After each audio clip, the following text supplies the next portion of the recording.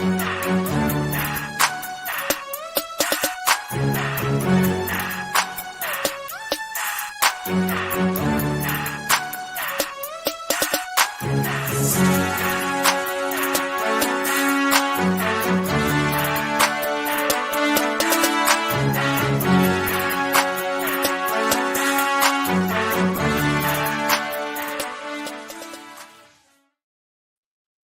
there, everybody, and welcome back to Circling Seattle Sports on Converge Media. It is great to be back in the studio here with you. We're back into the month of December. I've got my phone handy in case anything happened and something happened. I was prepared for this exact moment. We're in this part of the year where different teams are in their respective offseasons. Some Mariners have winter meetings coming up, a trade or something of that matter could happen at any moment, which I've got to be alert for. The Sounders are in their respective offseason right now. So a lot of things could happen, and we've got Sounders offseason. So things tend to happen during the show. The Russell Wilson trade happened during the show. The Leonard Williams trade happened 10 minutes after the show got done recording. The Eugenio Suarez, Jesse Winker deal took place while we were here in studio. So you never know. We just got to roll with it. That's how this league works sometimes. But we'll start, as we do always, in order. Starting off with our Seattle Seahawks, who have not been on the best sort of track as of late, falling on the road at the Dallas Cowboys by a score of 35-41. Seattle started this game out pretty well, had things going strongly on the offensive side of the ball. Got some nice production out of DK Metcalf in the first half, but defensively really couldn't stop a Dallas team that had scored over 40 points in their Thanksgiving game against Washington, and it's looked pretty strong offensively for most of the season. Tough one here. Seattle lost 3 straight, and they're out of the playoff picture at the current moment. They're third now in the NFC West with the Rams beating the Browns yesterday. Things are frustrating. Seattle has shown that they can go up with just about anybody in the league for the large embarrassed by the 49ers for Thanksgiving. But they put up a good fight against Dallas. You should have beat Dallas, but their own mistakes are continuing to hold Seattle back. So talking about DK Metcalf, he's obviously our offensive player of the game. 6 receptions, 134 yards on the day, and 3 touchdowns. Got a hat trick for DK there, including a 73-yarder early into this game that got Seattle on the board first. Got by defensive back Ron Bland, who actually leads the NFL in pick sixes this year and has the NFL record for most pick sixes in a single season. DK had his way with Bland in this game, but ultimately couldn't single-handedly will his team to a victory. But you saw sort of the offensive potential of what the DK Metcalf can bring: size, speed, just that playmaking after the catch has been so big. And you saw that fully on display in this game.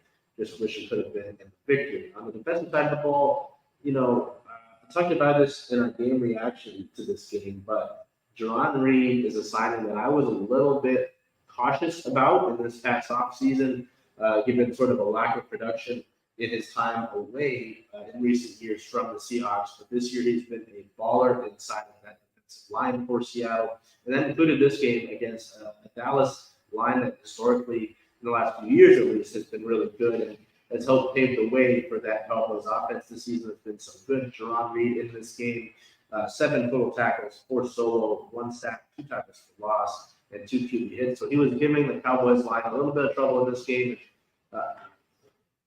With the troubles that the Seahawks have had, getting that defensive line play is big, and so Jarred Kelenic's play at this one was a nice factor. It's, again, like with DK, we wish it would have come to a victory. The inactive list wasn't necessarily surprising. D'Estridge kind of had something that bothered him later in the week, even though this was a Thursday game, so later means earlier in the present week. Kenneth Walker was, again, not able to go. He is a wait and see for this week as well against the 49ers.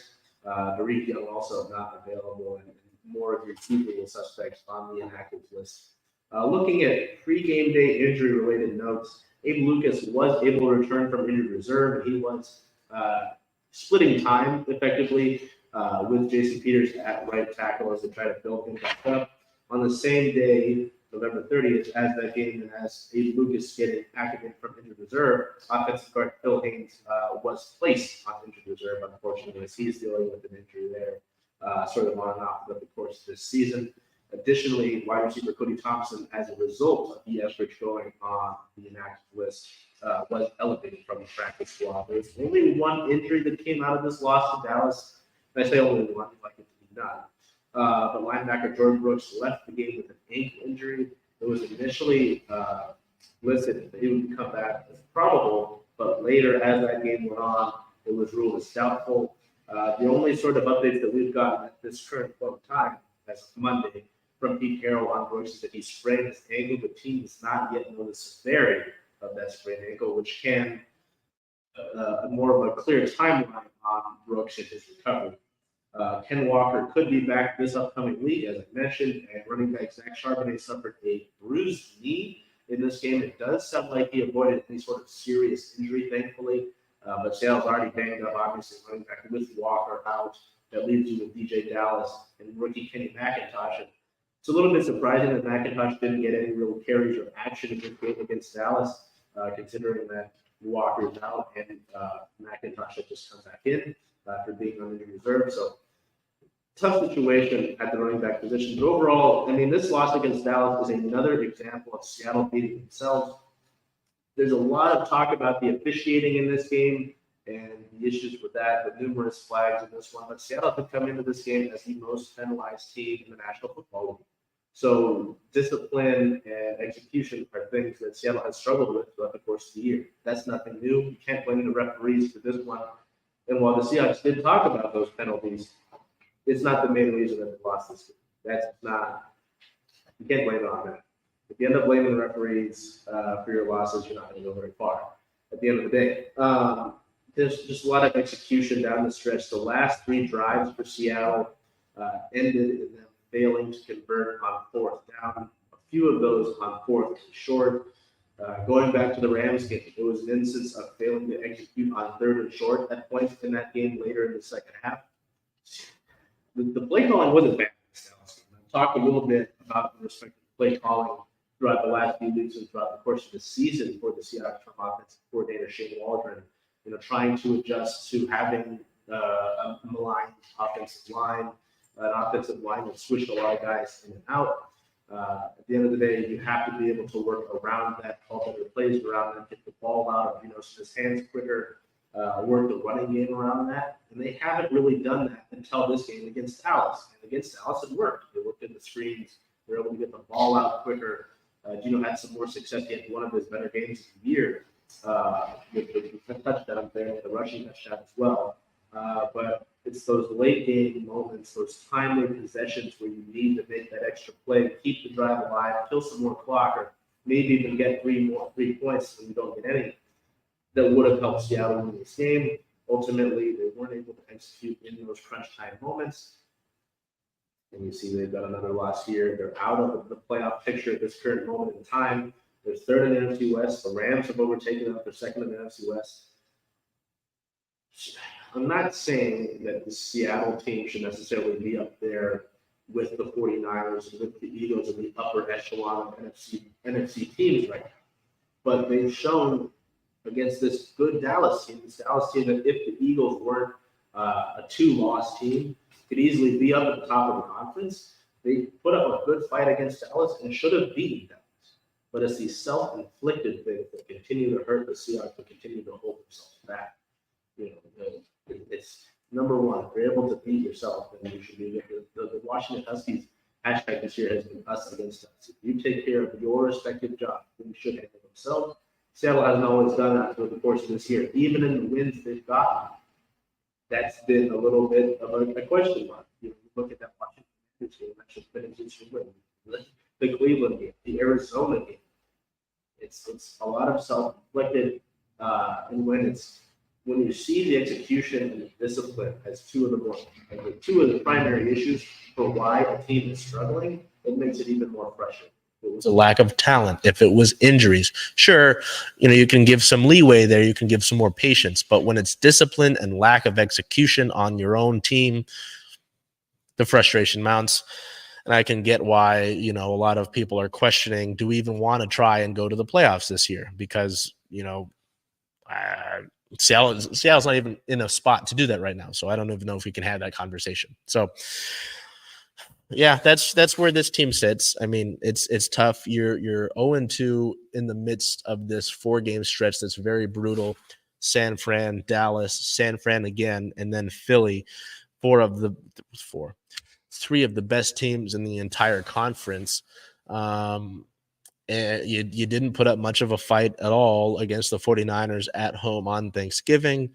So it doesn't necessarily give you a lot of hope for this upcoming week against the 49ers, in their home building after they coming off of a loss where they manhandled that Philadelphia Eagles team that was a one-loss team coming into that game. So it's tough, but considering what we've seen from this Seattle team, if they're able to continue to adjust on offense, getting the ball out quicker, utilizing their position players, their skill players, and putting them into space, trying to avoid the issues that they're having on the offensive line, cutting down on the penalties and the discipline there, they can arguably go up against anybody. But until they do that, we don't know what that would look like. They're not realizing their full potential. They haven't realized their full potential yet. And I don't know if they will this season. Good teams adjust.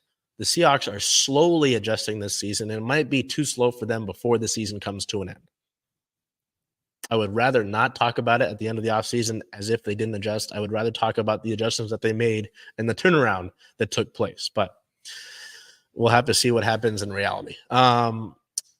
Speaking of that Eagles game, it was announced on the 30th of November that the team's Week 15 matchup at home against the Philadelphia Eagles had been flexed into Monday Night Football on ESPN. This is the first time ever that the NFL has flexed a game into Monday Night Football. The Seahawks will have 3 primetime games in a row and 4 overall on the current season, including that Giants game, which is the other Monday night game earlier into the season when Devon Witherspoon made his mark. So another a big test against one of the best teams in the conference on national television yet again. So Seattle's really been put in the spotlight as of late.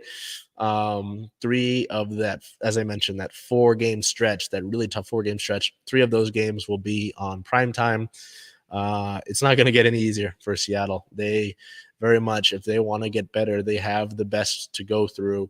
And again, I mentioned they if the necessary adjustments are made, they can hang with the best. But it's up to them to actually put that into motion and make that a reality, put those actions into place. So at the current moment, the Seahawks sit at a 6-6 record. They're 3rd in the NFC West at this current point in time, behind the 49ers team that they're going to play this upcoming season, this upcoming week, and behind the Rams, who they got swept by in those 2 games this week.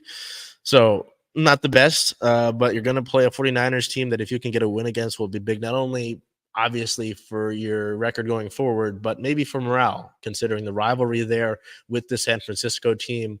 And just for your season, you need a win. You've lost 3 in a row, and you're out of a playoff spot right now. So a win could really do you some big favors. It's just up for you to go out there and seize the opportunity that sits right in front of you. So speaking of seizing the opportunity that sits right in front of you, I still am checking to see if any trades have taken place. Nope.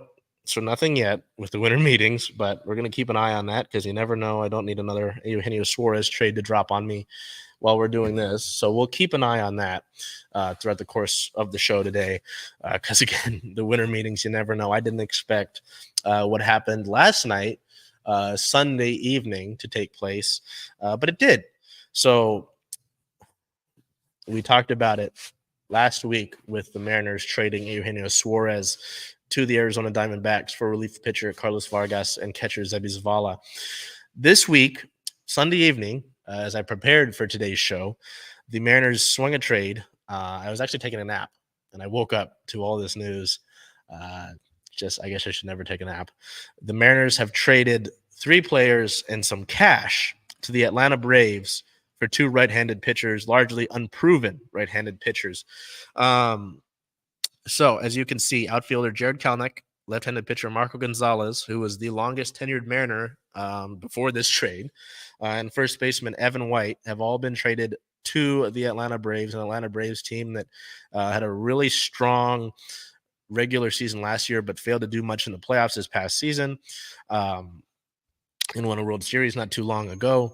Plus $4.5 million in cash considerations are all going to Atlanta in exchange for right-handed pitchers Jackson Kowar and right-handed pitcher Cole Phillips. There's some potential. We'll talk about the two pitchers that the Mariners are acquiring first.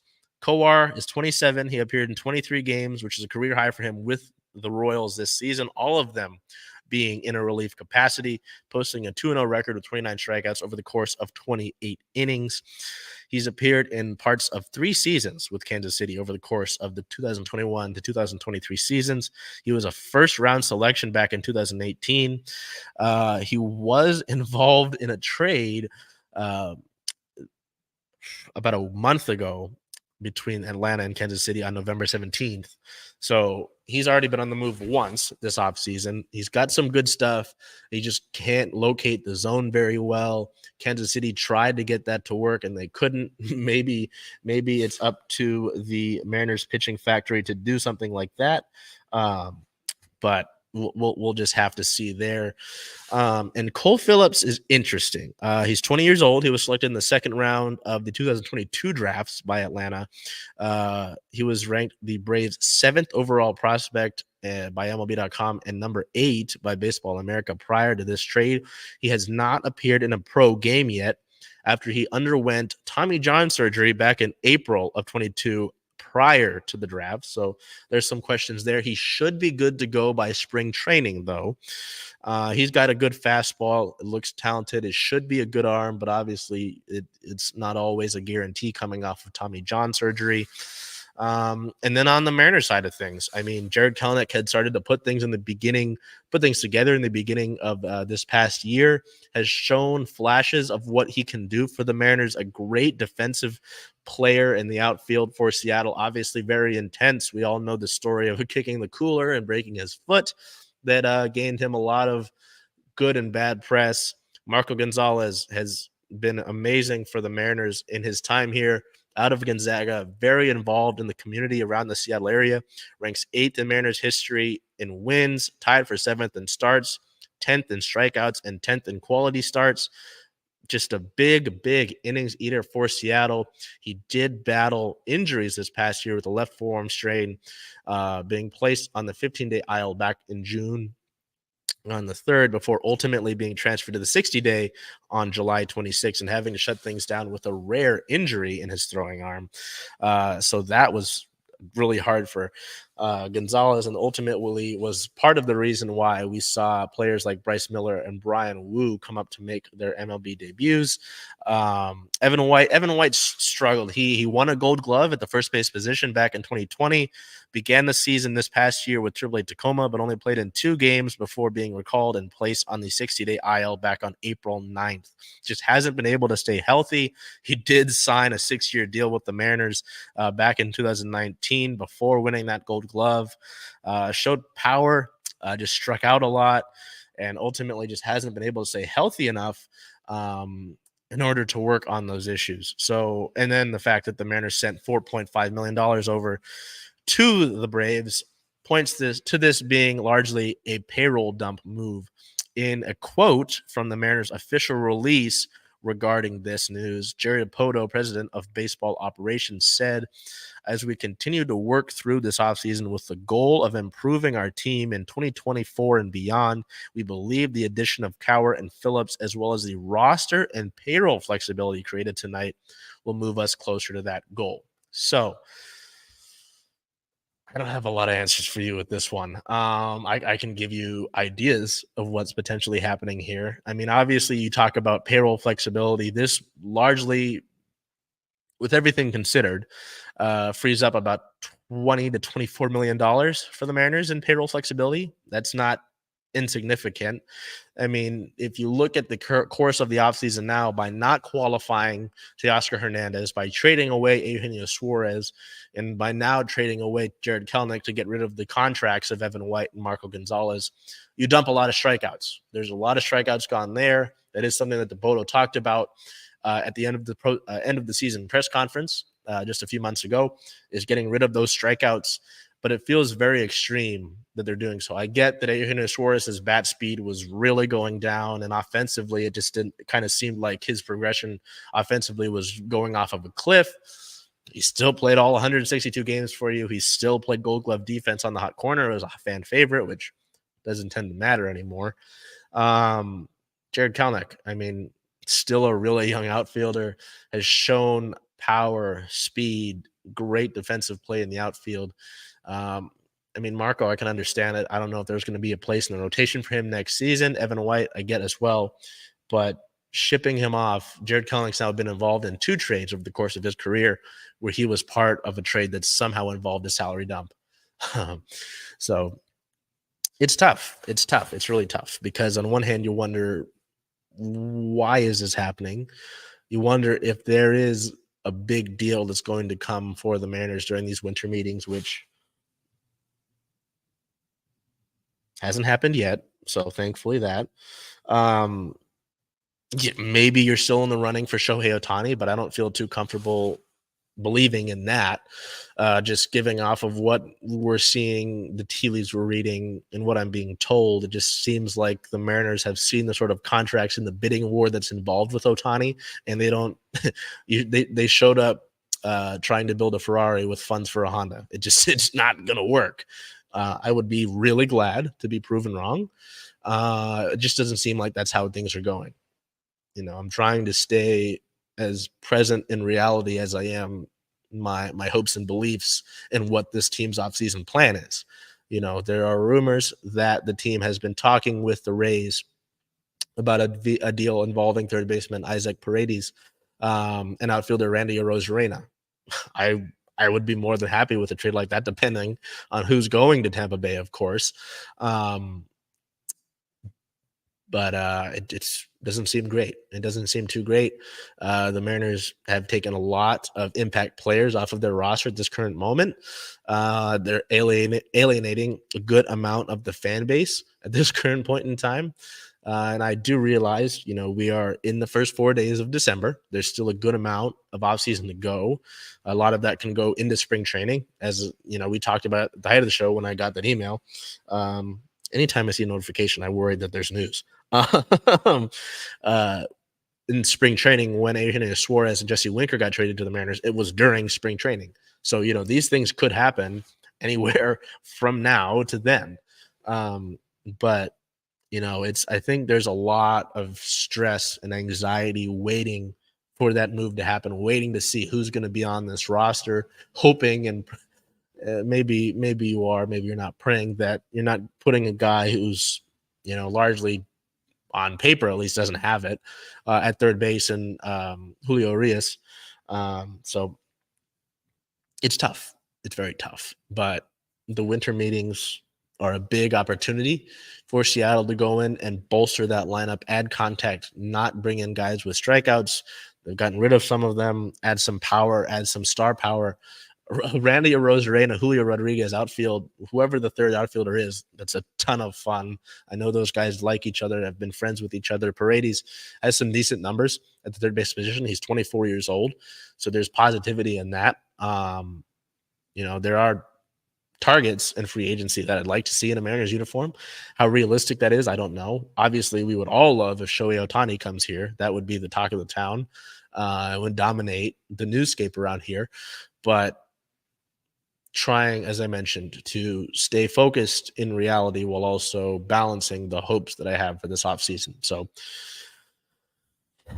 who knows? Maybe by the time that we see you next week, the Mariners have traded somebody else. Or for somebody. But as I mentioned, keeping an eye on that to see if anything is taking place. But otherwise, that is it for Mariners related news. Let's see where we're at towards when pitchers and catchers and catchers timeline. Mm-mm-mm. Oh, I don't have that readily available. So we'll move on. The Sounders, as I mentioned, have announced some offseason moves, but first we'll get through what we had for them prior to today on the 28th. Despite the fact that he was named as a finalist for Defender of the Year, Yamar, pardon me, completely different players, was not named to the MLS Best 11. So one of the best defenders in your entire league, but he wasn't listed on your best starting 11. Very questionable. The Sounders, despite having multiple players nominated for respective league awards, don't get anybody on any of those lists. Stefan Frei doesn't show up as a finalist for goalkeeper of the year, despite having great numbers and better numbers than some of his counterparts. Yamar, defender of the year finalist, but doesn't get it. Again, questionable. João Paulo named as a comeback player of the year finalist, but falls to that one is a little understandable. Frustrating, very frustrating, but also frustrating that you went home earlier than you'd like to in the MLS Cup playoffs. So moving on to the team announced their respective team awards for 2023, starting out with Stefan Frei, who was the MVP of the team. Not only that, he was the humanitarian of the team in this past year's 2023 season for the Sounders. So Steph continues to add to that. His second consecutive and third overall Sounders team MVP. Steph's been so big, and I mean, even at this quote unquote later part of his career, putting in a career best year in multiple categories, started 32 matches, notably 14 clean sheets by Steph, which was just big again for another year. The Sounders defensively has just been so big for them and their success, the most in MLS this year, setting the club record for most shutouts in a single season, which topped his own mark from back in 2017. Was named captain throughout the course of this season as well. Touching on the humanitarian part, continued his efforts of charitable works in the greater area, earned his 5th overall and 2nd consecutive Humanitarian of the Year award after previously having done so in 18, 19, 21, and 22.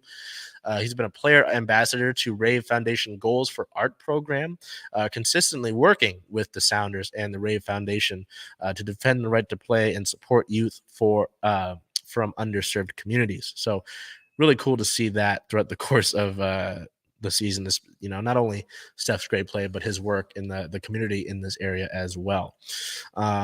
Defender of the year, we just talked about him a bunch. Yamar really felt snubbed, missed only one game for the Sounders throughout the course of 2023, leading the team in minutes played. He was a finalist for Defender of the Year in the MLS, leading the league in interceptions, 12 more than the next closest player. He helped anchor that back line that only allowed 32 goals during the regular season, which was tied for the fewest in all of Major League Soccer, while winning 56.8% of his duels and 61.8% of his headed duels. It's his 4th consecutive Defender of the Year award for Neymar in the entirety of the time he's been here. So every year he's been here, he's won the Defender of the Year award. On the Golden Boot, Jordan Morris takes home the nod for the most goals scored for the Sounders this year, leading the team with 11 in the course of the regular season. It's his 2nd Golden Boot, also winning back in 2016 during his Rookie of the Year campaign in the MLS. He also passed the 50 regular season goal mark this season, becoming the 3rd homegrown player in MLS history to achieve that respective milestone. He also became the first player in Sounders history to score 4 goals in a match during a 4-1 win over Sporting KC back on March 25th. So a lot of similar history with Sounders FC Historical Team Award winners back last year. As I mentioned, Stefan Frei won MVP, Yamar won Defender, Stefan won Humanitarian, but Golden Boot did go to Raul. So yeah, there's some respective history as we go down the list there. But just announced right as we got on the show, the Sounders made it clear their respective offseason moves to really kick things off as the MLS Cup playoffs continue to rage on. It's going to be LAFC versus Columbus Crew in the Cup final, being hosted by Columbus. It's a little tough thinking about Columbus and an MLS Cup, considering that the Sounders lost an MLS Cup to them back in 2020. So I digress. Yeah, let's look at the respective offseason moves here just briefly. We'll look into them more next week, obviously, because this kind of hits us right as we're starting here. But should get this out as it's hot. The club is announcing contract options of 10 players, putting the roster at 22 contracted heading into the next season.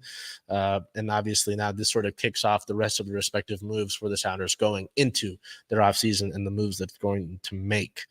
So Josh Atencio, Javier Arriaga, Jacob Castro, Yamar, João Paulo, Jackson Reagan, Paul Rothrock, Albert Rusnak, Dylan Tevez, and Andrew Thomas have all had their options exercised. No real surprises there. Arriaga might end up as trade bait. It was talked about throughout the course of the season. He might end up in a trade somewhere. Rusnak was the one that some people were wondering about, but considering his play as the number 10 for this Seattle squad, it makes a ton of sense. Was really productive for this Sounders team. His 7 goals over the course of the season were all game winners. So happy to see that. So this adds on those 10 players getting their contract options exercise adds on to the 12 that were already under contract, which includes Cody Baker, Reed Baker Whiting, Leo Chu, Stuart Hawkins, Sota Kitahara, Danny Leva, Jordan Morris, Danny Leva, who returned from loan from the Colorado Rapids, Jordan Morris, Nuhu, Alex Roldan, Christian Roldan, Raul Ruiz Diaz, and Obed Vargas. Interesting. Okay. So the Sounders declined the contracts of Stefan Cleveland. Get to that in a minute. Ethan Dobelair and Hebert. Additionally, A.B. Sissoko, Stefan Fry, Nico Ladero, Freddie Montero, and Kellen Rowe are all out of contract. So with Cleveland, that's a little interesting. Cleveland has kind of been seen as the guy who may take over as the goalkeeper of the future for the Sounders. He showed some flashes of that in 2021 when he had to step in for Fry with an injury. There was a lot of talk that he would go somewhere else, considering he's a starting caliber goalkeeper in this MLS, but he's been with the Sounders as a backup. I wonder if that might be the case here, seeing that he might go somewhere else. No new news, please. Nope. Okay. Ladero, we've talked about it throughout the course of the last few weeks and last few months as well. This one makes sense. He's probably going somewhere else. I doubt he just retires. Sissoko talked about wanting more minutes earlier in the season. That's not a surprising move. Double Air is a little surprising, but amongst sort of the youngsters on this group, it didn't hear as much as the others. And Hebert was a move that at the time it was made last offseason was scoffed at a little bit, and it proved to be wise. He didn't produce much. Montero, Rowe makes sense, not seeing their contracts respectively picked up or being out of a contract. Sorry, again, making sure nothing's happening. Stefan Fry, though, there have been reports from our friends at Sounder at Heart that Steph has signed a deal to the 2025 season, but that hasn't been officially announced yet. I imagine that's going to be something that happens later on after this offseason start moves have taken place. So that's happened. So I imagine that's the next domino that will fall. The Sounders reportedly already have their next designated player signing lined up. They're just waiting to announce that. So that's exciting, at least, to know that the Sounders are on the forefront. But as we've talked about throughout the course of the year, this is a very important offseason for the Sounders. They've got new branding coming up. They've got an anniversary this year. They've got their practice facility opening up down in Long Acres, and they're essentially retooling. It's not a rebuild. They've already got a lot of their core in place, but you've got to add on if you want to compete for a title in this league and you want to remain relevant in this league, which I don't doubt the Sounders will do. They're a club that's been on the top of something like that since they entered MLS, but you want to maintain that contending spot. I don't imagine Seattle goes through a rebuild. It's more of a retooling. So that is that for the Sounders in those respective moves. Again, I'm very worried that something else is going to happen while we're here, but we move on to our Kraken, who I talk about consistency. I talked earlier with the Seahawks about self-inflicted. That's been the case here for our Kraken. We'll go over the past week with the games here. Starting in Chicago, November 28th, the Kraken lost at the Chicago Blackhawks by a score of 3-4. This one was a really sloppy one. Two of the goals that Seattle allowed were just really bad defensive blunders out of their respective positions, just giving things up to a Chicago team that's largely struggled and is in a rebuild. I just talked about a rebuild. Two of those goals, not great. Philip Grubauer probably should have had those. He's coming off of an injury there. You wonder maybe he's not fully back from that injury, but still, regardless, you've got to be better defensively in front of him, and you've got to be better on the offensive end of things. So a frustrating one there to lose to that Chicago team. Our player of the game forward, Matty Beniers, one of the better games for Matty, at least statistically and with the underlying numbers. 1 goal, 1 assist, 2 points, 4 shots, a 1+-, 1 block, and 1 hit on the day for the reigning Calder Trophy award winner. Following that, that first game of that road trip, the team would head out to Toronto to battle the Maple Leafs, one of the deeper teams, well, not necessarily deeper, but one of the more talented, star-studded teams in all of the National Hockey League, with Austin Matthews, with William Nylander. Seattle put up a good fight. They did go down by a 2-goal deficit into that third period. They would storm back and force overtime with Toronto. They got some great looks in overtime, but did not put them away against Maple Leafs goaltender Joseph Woll, and would go to the shootout. And if you've been following this team at all, either this season or the last 2 seasons, you know that they have struggled heavily in the shootout, only winning 1 shootout over the course of the past 2 seasons. And that would continue here as neither of the players that were sent out in the shootout were able to score for Seattle in this one. And Mitch Marner, who scored a hat trick for Toronto, would add a 4th goal in the shootout and give his team the lead. So basically it was Mitch Marner versus the Seattle Kraken, and the Kraken lost. Our player of the game for Jared McCann, 2 goals, 2 points, and 4 shots on the day. Jared McCann, nice contribution here. His first goal of the game was Seattle's first. It's a power play goal, got him coming downhill, and really was able to unleash his wicked one-timer and get that goal there. His second goal tied things up and really helped put an emphatic stamp on this game for Seattle, really had them moving the right way momentum-wise, but ultimately could not finish out the deal. It's also a little bit funny considering that Toronto was the team that left Jared McCann exposed in the expansion draft, leading to the Kraken signing him there. So you lose the first 2 games of the road trip, both of them close, both of them by a score of 3-4. And you go into a game against the Ottawa Senators that seems winnable. Ottawa has struggled as of late. Goaltender Anton Forsberg has struggled this course of this season. And Ottawa shuts out Seattle. A score of 2-0. Seattle didn't necessarily play bad defensively in this game. It was just 2 mistakes that gave up goals. The first one being Matty Beniers fell over with the puck right near the goal, and a Senators player was right there on the spot to pick up the puck, and considering that he was right in front of the goal, make a move and get by Joey Decord. And then the second one a little bit later, Joey Decord went to play a puck behind the goal, was not able to really get it out. There was some miscommunication between him and his defenseman, as Joey wanted one of his defensemen to come and play the puck. The defenseman thought he was going to play it up the ice. Ottawa jumps on it, was able to get the pass up to the middle of the slot. Decord does get back to his goal, but there is a Senators player backdoor who's able to get a pass from that high slot, well, that middle slot, and shoot on basically a wide open net for that second goal. Seattle struggles offensively. They did have some spurts in this game, but ultimately spurts don't put goals on the board. Results do, and Seattle gets shut out. So as you know, with shutouts, we don't do a player of the game. It's like the Mariners offseason, it's coming to a point where I don't know. The Kraken were doing a lot of good throughout the course of the season leading into this 4-game road trip with that game in Chicago and then those next 3 all in Canada. It's just always 1 step forward and 2 steps back with this team. I was saying 2 steps forward and 1 step back because the Kraken, a lot of their game has largely been good. This Senators game is a good example of that. Defensively, you didn't look bad. You didn't look bad defensively.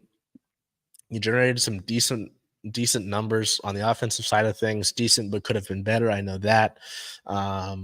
but because of some silly mistakes that you gave up, the Senators get 2 goals, and that's the difference. You couldn't put up 2 goals to answer them.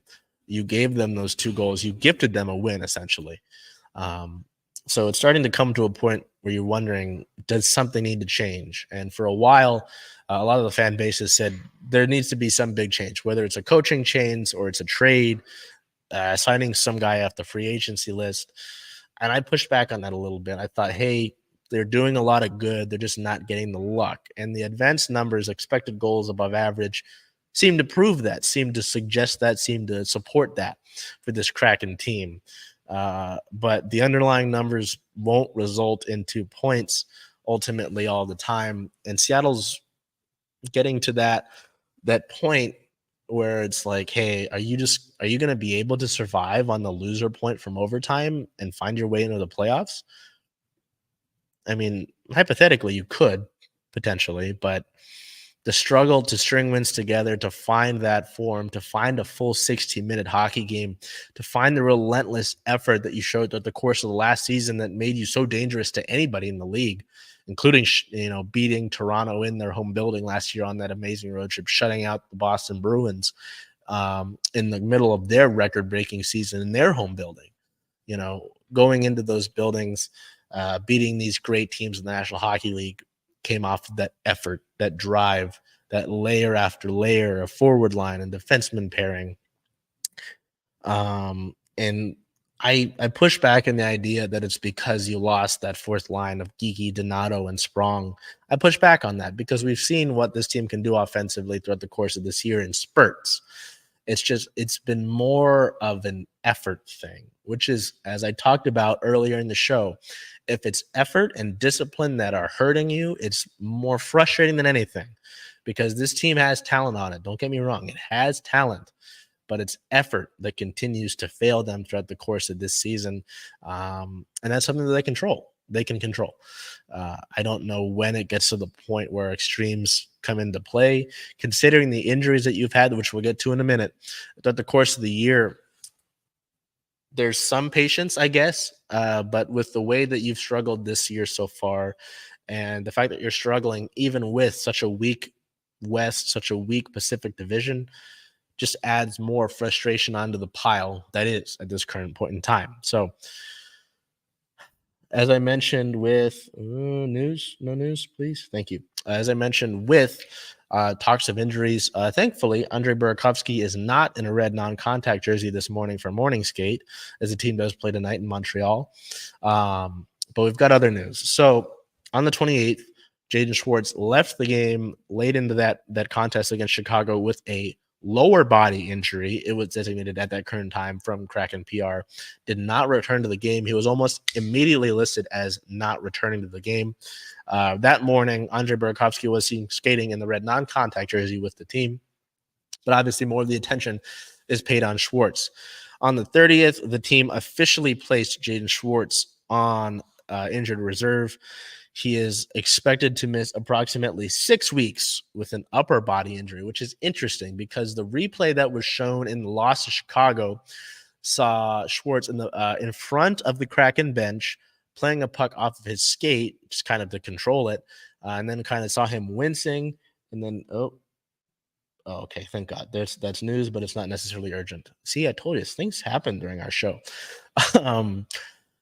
He took a puck off the skate and started to wince and kind of bent over and immediately went down the tunnel.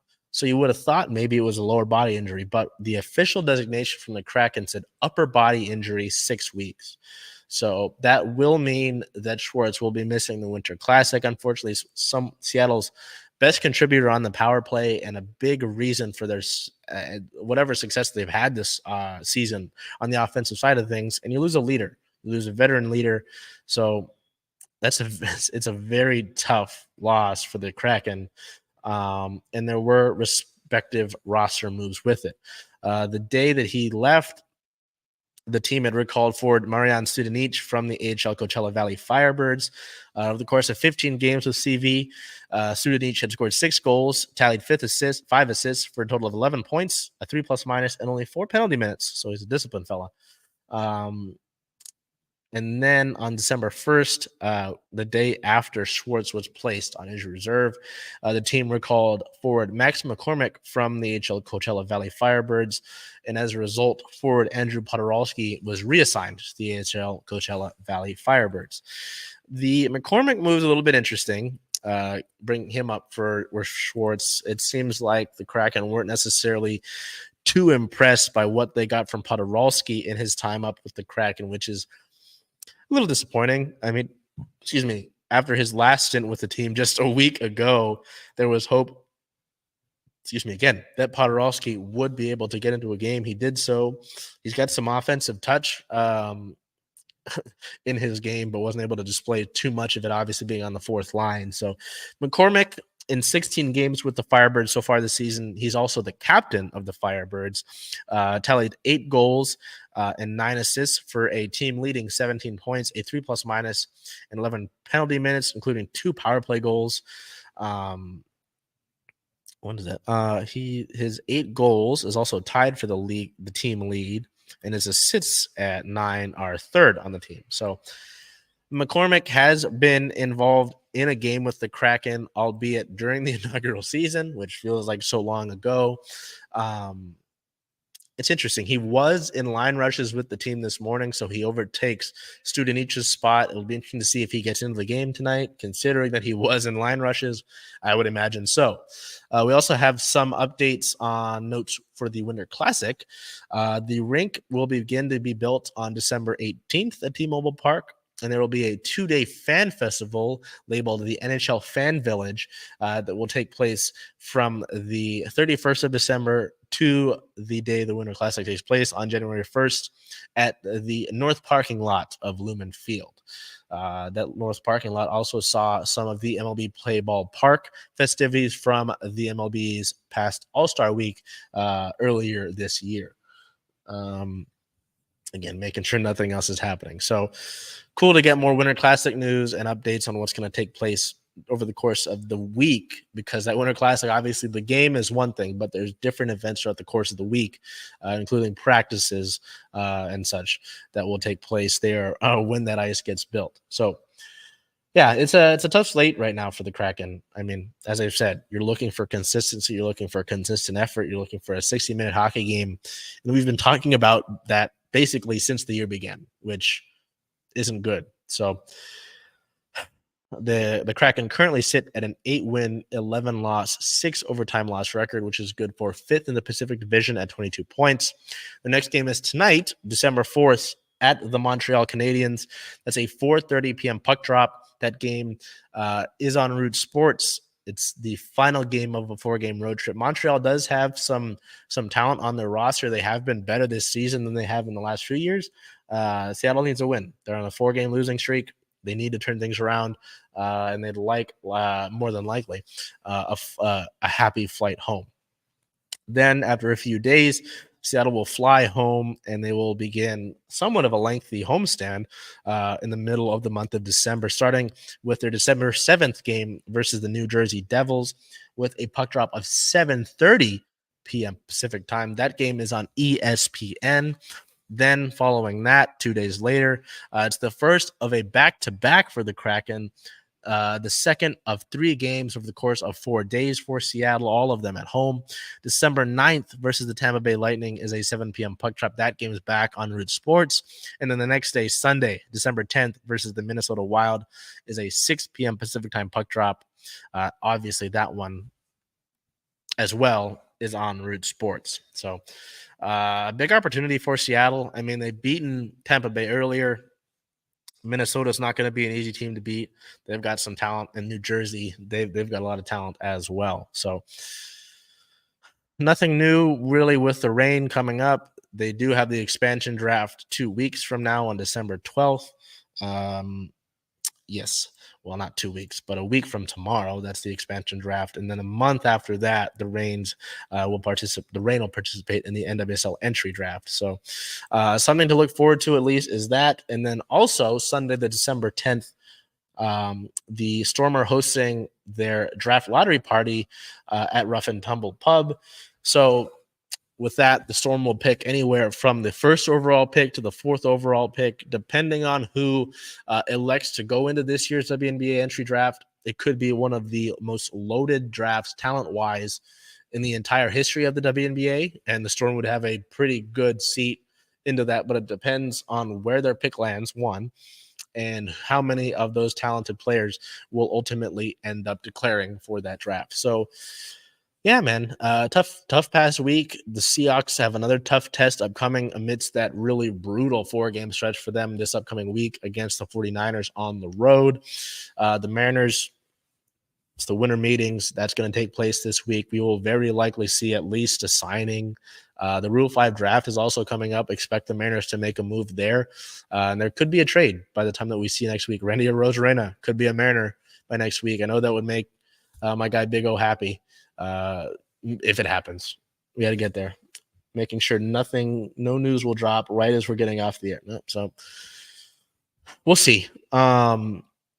The Storm, obviously, they will find out where they sit in the lottery after Sunday. So we'll have that for you by the course of next week, and maybe we'll look at some mock drafts and stuff like that. But obviously, again, it depends on who's going to ultimately declare for that draft. The Sounders, we will likely see some more roster moves, and we'll look into that. The moves that we saw today more closely next week. The Kraken have 4 games this upcoming week, including a game tonight. By the time that you are seeing this, that game will probably be taking place, or at least close to puck drop. And then 3 good teams in the National Hockey League. The Reign don't really have much going on until next Tuesday. And then the Seawolves and just about everybody else, relatively quiet until then. So until we see you next week, still in the month of December. It's very rainy today. Be safe out there. With the rain, Seattle sometimes forgets how to drive in the rain. Take care of yourselves. Be well. Do whatever you can to make today a great day. And hopefully these teams, their successes and their failures, don't weigh too much on you. Take care of yourselves. We'll see you then.